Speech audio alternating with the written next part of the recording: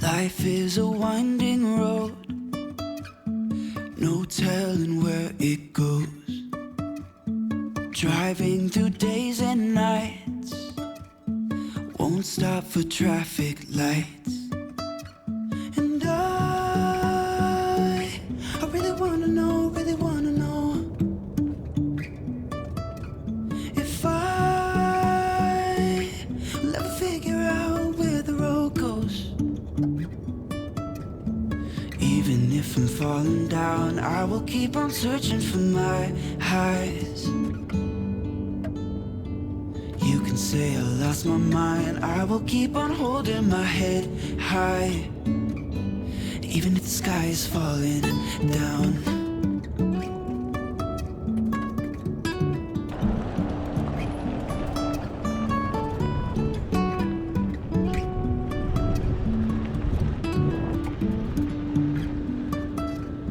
Jumping from cliffs so high, trusting our wings to fly.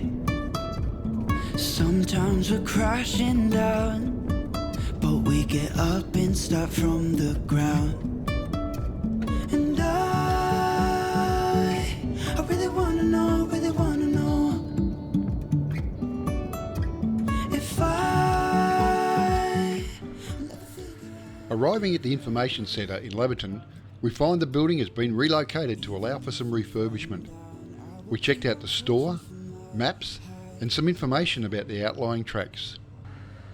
The rest of the afternoon was pretty uneventful, just how we like it. High, even if the sky is falling down, even if the sky is falling down. So, we're about to embark on the Great Central Road. Yes, we are. So this is another one of the, I guess, the epic, it's epic, but it's a shortcut to Alice Springs. We've had 2 or 3 different accounts of what the condition of the road is. Some said it was good to the border and then it deteriorates, others said that it's a shocker, so we'll just take it as it comes. Yep. We have allowed ourselves 5 days to do this. Yes. So there's a little, I guess when you undertake this, there's always that sense of excitement, anxiety, the whole box and dice, because it's something new, it's quite remote. So yeah, so we just thought we'd touch base just before we head into it. We've refueled in Laverton. They've had a little bit of rain out here, so it'll be interesting to. There's always the possibility we're a little bit early for what would be considered the wildflower season, but given the rain, and we have actually seen a few already, so we might be lucky, there might be blazes of them, there might be none. Alright, well we'll leave you at this point. We'll at some point we'll probably need to air down, but at this stage the road is still bitumen. So yeah, I think it's bitumen for a bit, then we get on to gravel. Yep. Alright. But we'll see. See you soon. Bye. Bye.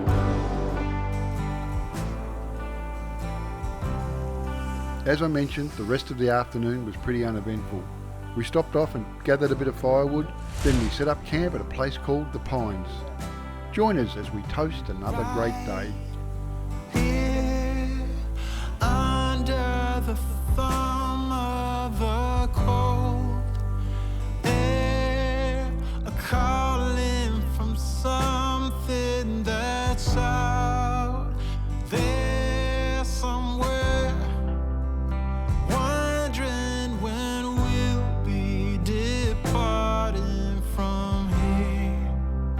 Anyone else would go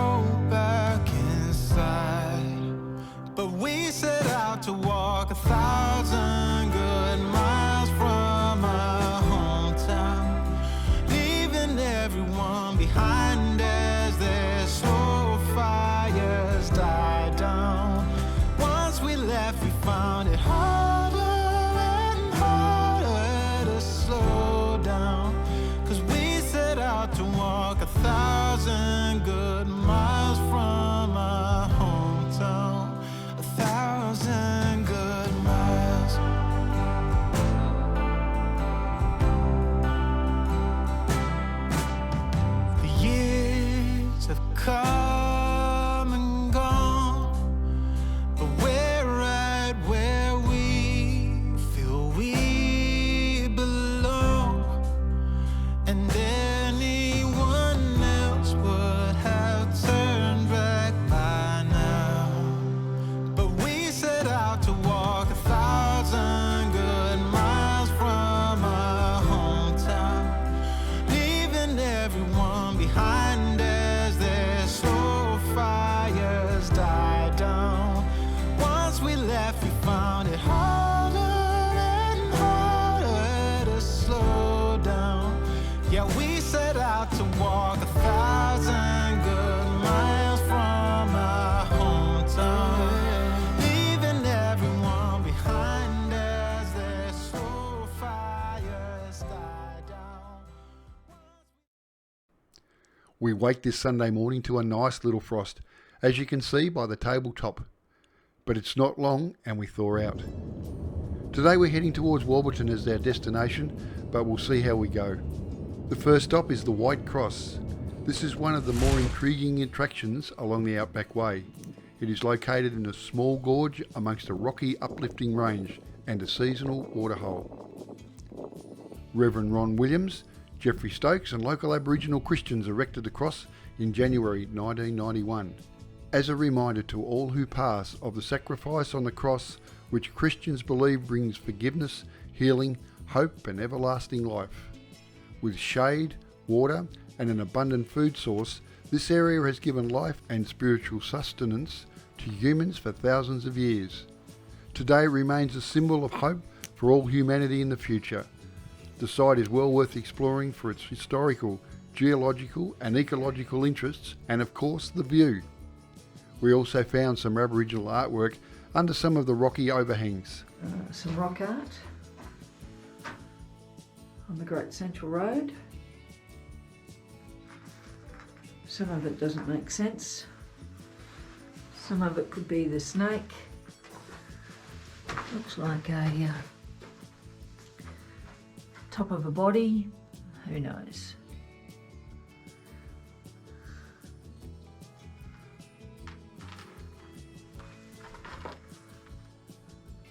This definitely looks like some stuff here. Up on the roof, there's more. Let's just bring this back down. So, I don't know. Looks like it's got some red ochre in it. So it's got to be something. On this site was a map depicting the distribution of mulga in Australia. The mulga tree is a small, untidy looking green tree that has lived here for many years, often with very little moisture during long periods of drought. It has leaflets and branches which are arranged in such a way that the rainwater is channeled from the stem and down to the roots of the tree. To the Aboriginal people, this tree is an important food source. The seeds of the plants can be separated from their pods, then moistened with water and ground to an edible paste or baked into a cake. A sweet sap produced by the plant can also be sucked straight from the plant or dissolved in water to make a refreshing sweet drink. I'm happy to say it's okay, as I have my cup of tea and a biscuit, thanks. Just a few metres past the Chukarilla Roadhouse turnoff is the Flying Doctors registered airstrip. This makes up part of the Outback Way Road.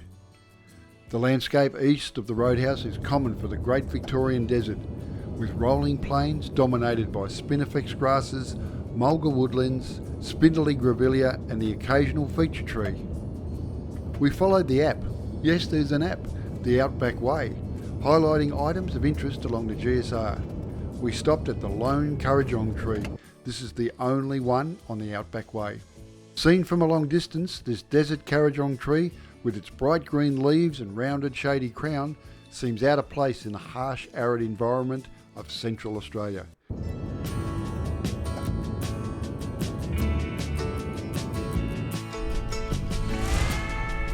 Our next stop was Desert Surf Central, a spectacular breakaway sometimes called a jump up. Access is from the north side of the road, We were looking for a ring of white painted rocks that are supposed to mark the turn. People have camped here, Yeah. which is quite a nice spot to do so because you're sheltered. Yeah. You're off the road.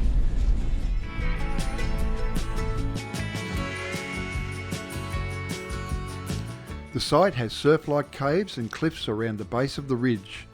The mulga woodland at the base of the breakaway offers a place to rest, picnic or to camp.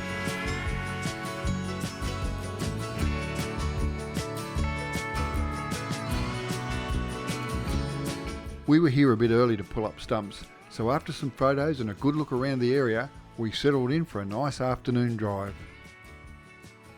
As part of our permit, we were required to call ahead and advise the Laverton Roadhouse of our impending visit. We also wanted to get fuel that night, and the permit stated that they shut at 3 p.m. It was Sunday. We were close, so we got a wriggle on and made it there just before closing.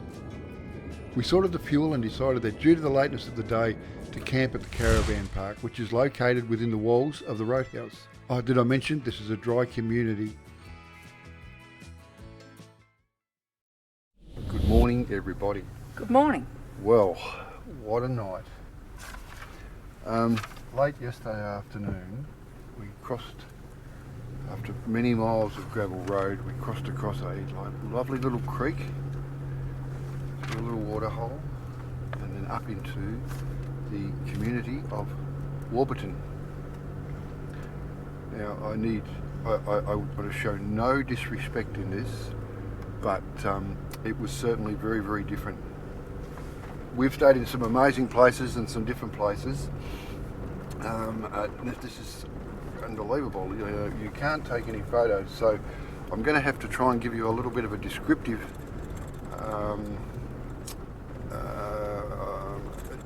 account of the place. Now, the shop is all barred up and roller doors, and that's not unusual. We've seen that before. The fuel station bowsers are behind mesh, again, not unusual. However, the campground that we decided to stay, as the next camp was going to be like a good hour away, and it was 3:30, 3:45, so we decided that we'd stay. But we're behind about a 7-foot fence, strewn with razor wire across the top, and I just don't know. I'm just at a loss to try and understand that. We live in Australia, but there's obviously reasons.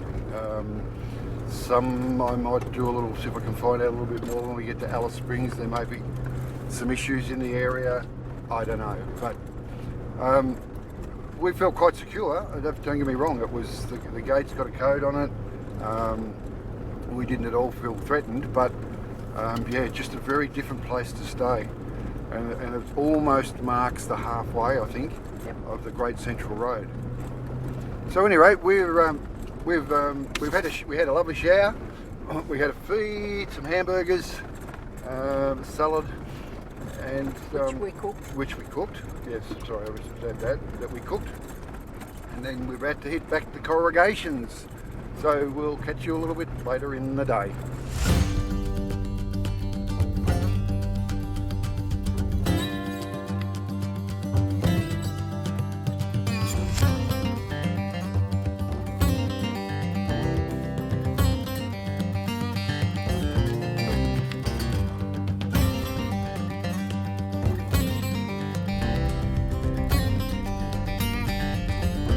Woke to a drab, overcast and windy day.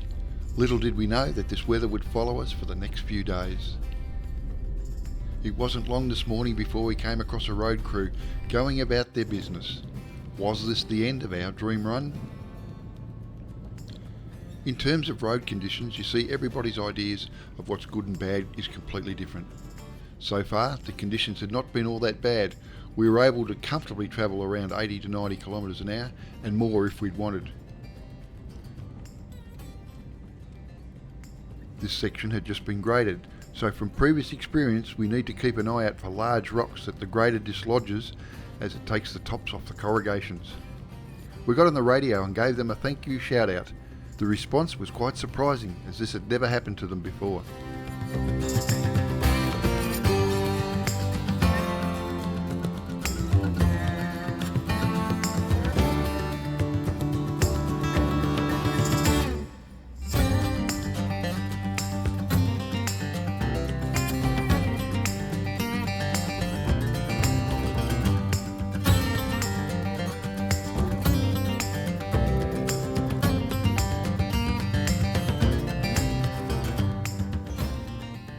We stopped to take a look at the Lara Kajara campground. Here we made a cup of tea, but it was way too early to stop and camp.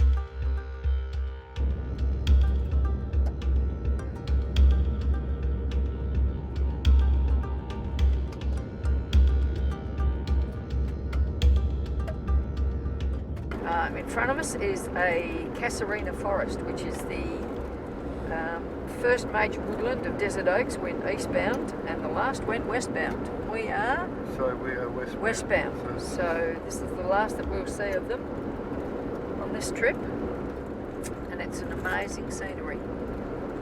It's like a grove, isn't it? It is.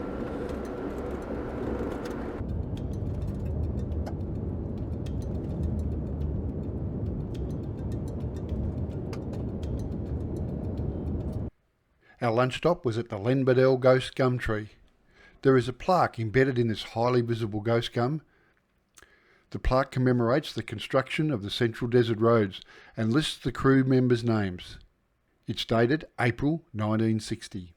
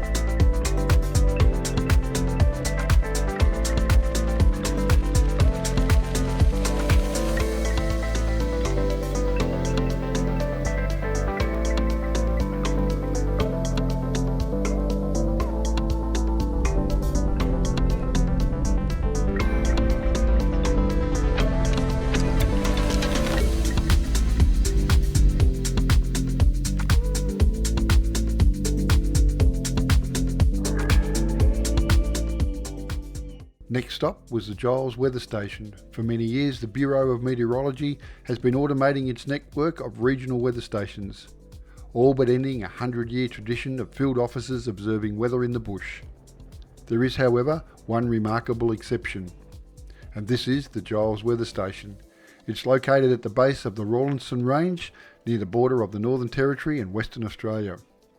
Named in honour of pioneering European explorer Ernest Giles, the station was established in 1956 to provide weather data for weapons and rocket testing programs.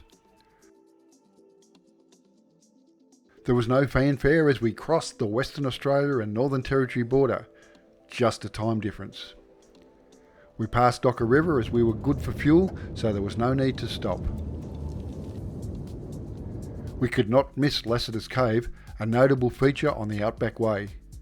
It is signed as Aboriginal land and unfortunately there's no camping. There is a day use area and visitors are invited to picnic and walk to the famous cave. The sign tells the story of how Lewis Harold Bell Lassiter sheltered in the cave for approximately 25 days during January of 1931 after his camels bolted on him. He later died at Irving Creek as he attempted to walk to Mount Olga to meet up with his relief party.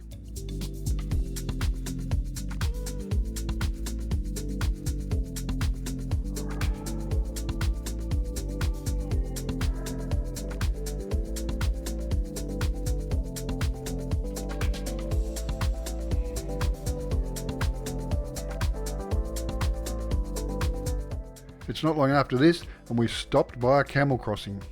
We'd seen some earlier, but they were k's away on a distant dune.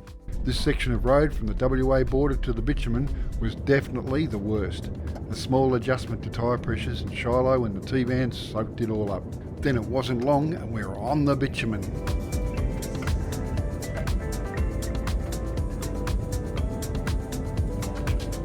We could see a familiar sight appearing in the windscreen. It was the Olgas. So we knew we were getting close to the end of the Outback Way.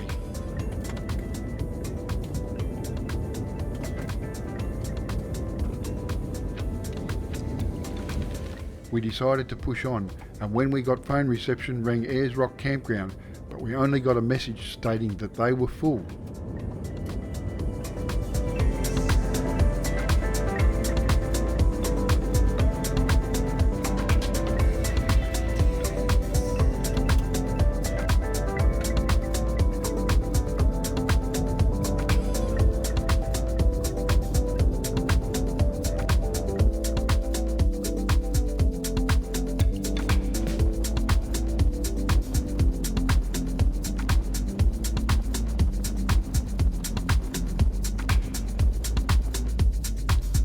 With signs everywhere stating that you were not to pull off into the sand dunes as this is Aboriginal freehold land, we pushed on.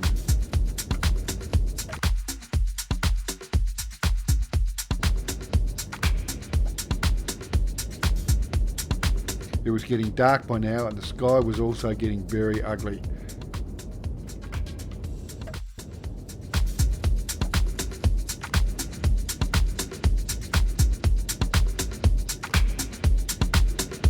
We eventually made it to the Sandy View rest stop, along with a few other weary travellers.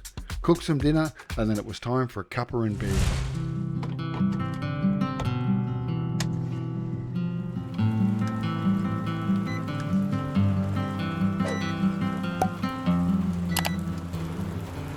It's freezing cold. Freezing cold. It's been a shocker of a day. It's been a shocker of a couple of days actually. The weather's been chasing us. We get to camp and it's fine, and then we get up in the morning and it's drizzling with rain. It's now getting on dark, it's cold, it's wet and miserable outside even though we have the awning. We have decided to come inside, boil us our billy, have a nice hot cup of tea and then fill our hot water bottles so we can go to bed and be nice and snug.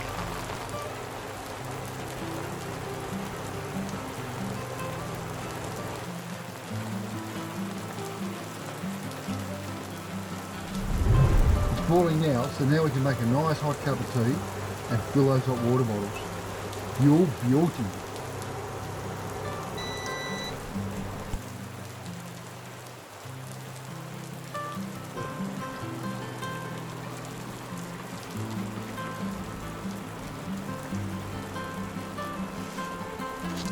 Yeah, I know you're all going to say we're sooks, but it is bitterly cold. I think it might have been -1 or maybe 0. I know it was close. It was close the other morning. It was. Yeah. It was quite. It was cool. Oh, that's nice. That's what we needed. That's what I needed. Yeah, nice hot cup of tea. See you guys in the morning. Cheers.